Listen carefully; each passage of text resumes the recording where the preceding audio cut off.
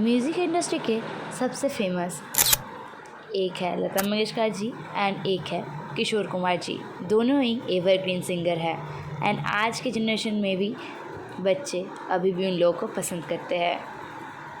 पर ऐसा क्या हुआ था उन लोगों के बीच जो लता मंगेशकर जी मना कर दिया था एक बार किशोर कुमार जी के साथ गाने के लिए। तो चलिए आज जान लेते हैं।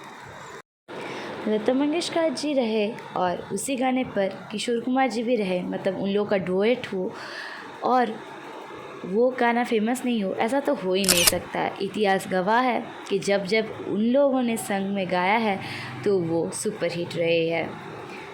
पर ऐसा क्या हुआ था कि लता मंगेशकर जी ने मना कर दिया था, तब चलिए जान लेते हैं। तो किशोर कुमार जी बहुत ही अच्छे इंसान थे। लता मंगेशकर जी ने ये भी बोला है कि जब किशोर कुमार जी रहते थे स्टूडियो पर या फिर गुस्से थे तो तब वो इतना हंसी मजाक करते थे कि वो लोग बहुत ही ज़्यादा हंसते थे एंड सबसे काइंड भी थे एंड बहुत ही अच्छे इंसान थे किशोर कुमार जी।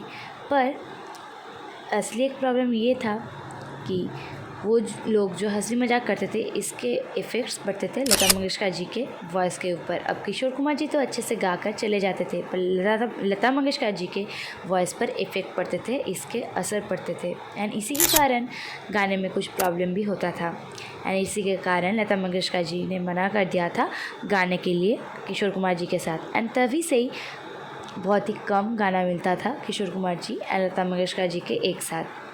पर फिर भी ये दोनों इतना ही फेमस थे कि इन दोनों का डुएट सॉन्ग बहुत ही ज़्यादा फेमस थी एंड इन दोनों का डुएट सॉन्ग अगर होती तो पूरा सुपर हिट फिल्म हो जाती थी। तो इसीलिए उन लोगों को गाना तो पड़ा था पर फिर भी बहुत ही कम गाते थे।